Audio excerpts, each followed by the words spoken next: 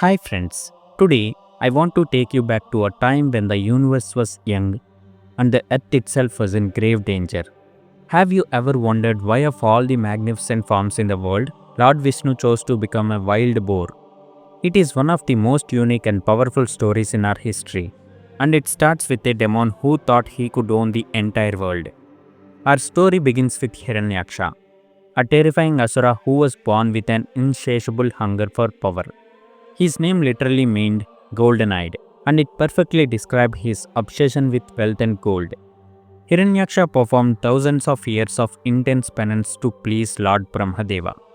When Brahma appeared, the demon asked for a very clever trick of a boon. He asked that no god, no human, no asura or no animal could ever kill him. He was so thorough that he listed every creature he could think of, but in his arrogance, he missed one humble animal. He forgot to mention the wild boar. This one tiny mistake created the only loophole in his immortality. But why did Hiranyaksha kidnap Mother Bhudevi? It wasn't just a random act of evil. You see, Hiranyaksha's greed for gold was so deep that he began mining the earth with total disregard for her life. He was the great exploiter of the gold rush, digging deeper and deeper, stripping her of her treasures and disturbing her inner balance. Because of this massive drilling and the weight of his sins, the earth actually lost her stability in space. Hiranyaksha, seeing Mother Bhudevi weakened, decided to finish the job. He grabbed the earth goddess Mother Bhudevi and dragged her deep into the cosmic water. This was the Garbhodaka Sagar at the base of the universe, where he hid her in the dark, swampy abyss of the Rasatala. By doing this, he stopped all life, all prayers, and all sacrifices. The world was literally drowning in darkness. With the earth missing, the universe began to fall apart. Lord Brahma was desperate because he could not stop the demon himself due to the boon. While he was meditating on Lord Vishnu for a solution, a strange and miraculous thing happened. A tiny boar, no bigger than a thumb, suddenly emerged from Brahma's nostril. Can you imagine the surprise of the gods? But within moments, this tiny creature grew and grew until it was the size of a massive mountain. Its roar echoed through the stars, shaking the heavens and the underworld. This was Varahamurti, the third avatar of Vishnu. But have you ever wondered why a boar was the perfect choice? A boar is the foremost tiger of the animal kingdom and has an incredible sense of smell. To find the earth in a vast, dark, muddy cosmic ocean, he needed those sturdy tusks to lift a heavy load without crushing it. But how did Varahaswamy find Mother Bhudevi while she was hidden so far away in the pitch black depths? The giant boar took a mighty leap into the air, tearing through the clouds with his hooves, and dived into the primordial waters. Using his divine sense of smell, he searched the endless depths until he located Mother Bhudevi resting at the very bottom. He gently dug his long, brilliant tusks into the ocean bed and lifted the earth onto them. He was carefully balancing her as he began to rise back to the shimmering surface. Just as he was rising, Hiranyaksha appeared and the real conflict began. The confrontation was explosive. Hiranyaksha mocked the Lord, laughing and calling him an amphibious beast and a fraud. He shouted that, "You rascal, you are trying to take what belongs to us." But Varahaswamy, while carefully protecting the earth on his tusks, replied with a fierce smile. He told the demon, "Indeed, I am a beast of the jungle and I have come specifically to hunt down dogs like you." How powerful was the fight that followed?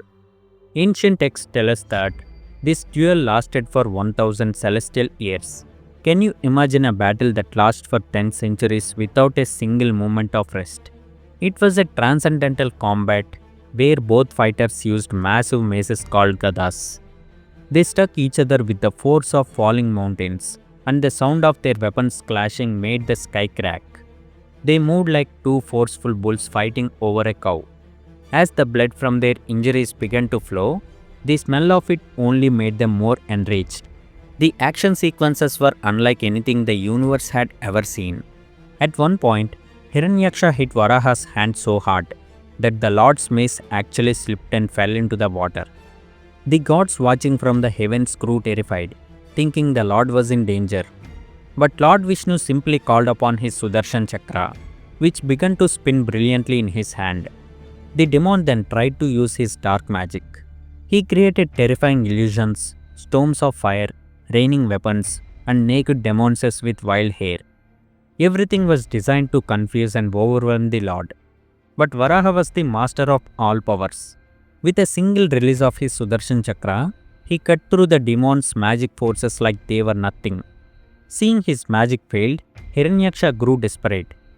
He threw a flaming trident at the Lord, but Varahaswami tore it to pieces with his discus.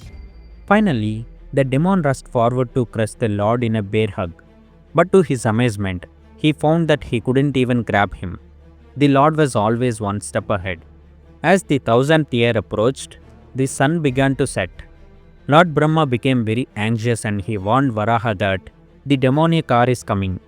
He knew that demons gain 10 times more power during the twilight hours and urged him to finish the fight immediately. How did the battle finally end?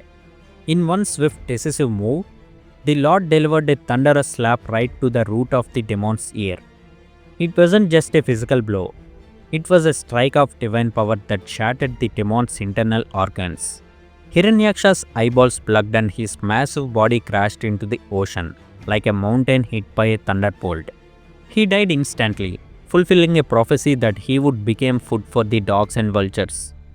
With the threat gone, Varahaswami surfaced from the waters and placed Mother Bhudevi back into her rightful orbit. He stabilized the continents and mountains so life could thrive again. But why did Varahaswami marry Mother Bhudevi after killing the demon? This union was a sacred alliance born out of deep love and gratitude. Mother Bhudevi was so moved by the fact that the Supreme Lord had taken a lowly animal form and dived into the filth of the ocean just to save her, that she chose to be his consort forever. This marriage reminds us that the earth is a living goddess and she is the eternal companion of the divine. By marrying her, Lord Vishnu promised to be her protector for all time. Whenever the earth is burned by evil or environmental destruction, he has promised to descend once more to uphold her. This story of Varahaswami and Hiranyaksha is a powerful reminder of how divine intelligence adapts to any situation. It teaches us that pride always has a limit and that the divine will go to any depth, quite literally to save those who are in trouble. I hope you enjoyed this journey into the legends of Lord Varahaswami. If you found this story interesting, let it be a reminder to always respect our earth. So that's it for today's video, friends. If you like this video, just like it and please share it with your friends and family. And finally, please subscribe to our channel and don't forget to press the bell icon for notifications. Thanks for watching. Om Namo Narayanaya.